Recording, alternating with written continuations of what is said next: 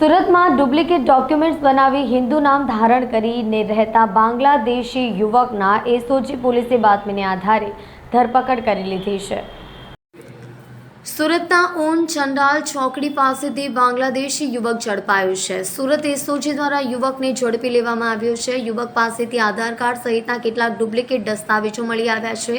આ ઉપરાંત યુવકના સંપર્ક શંકાસ્પદ હોવાને લઈને તે દિશામાં એસઓજીએ તપાસ શરૂ કરી છે। યુવક હિન્દુ નામ ધારણ કરી સુરતમાં રહેતો હતો।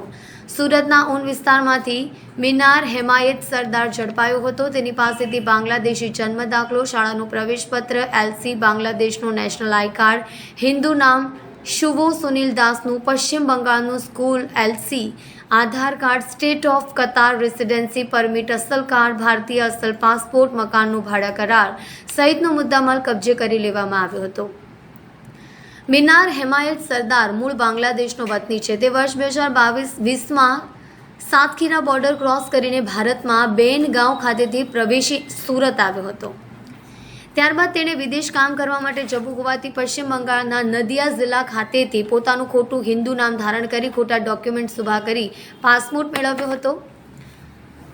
બાદમાં 2021થી 2023 સુધી કતાર દેશના દોહા શહેરમાં સેન્ટિંગ કામની મજૂરી કામ કરી હતી। બાદમાં સુરત આવી અહીં બાંધકામની મજૂરી કામ કરતો હતો। ઘૂસણખોરી સહિતના ગુનામાં પોલીસે હાલ વધુ તપાસ હાથ ધરી છે।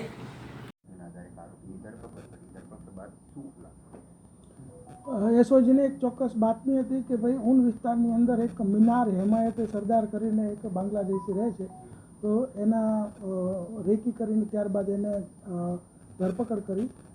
ઊનના ચંડાળ ચોકડી પાસેથી એની ધરપકડ થઈ અને એના તમામ ડોક્યુમેન્ટ્સને એના ઘરે સર્ચ કરતાં એની પાસેથી બાંગ્લાદેશના અને ભારતના બંનેના ડોક્યુમેન્ટ્સ મળતા એના ઉપર બોગસ ડોક્યુમેન્ટને લગતો, પાસપોર્ટ એક્ટને લગતો અને ફોરેનર્સ એક્ટને લગતો એક ગુનો દાખલ કરીને એની ધરપકડ કરવામાં આવી છે।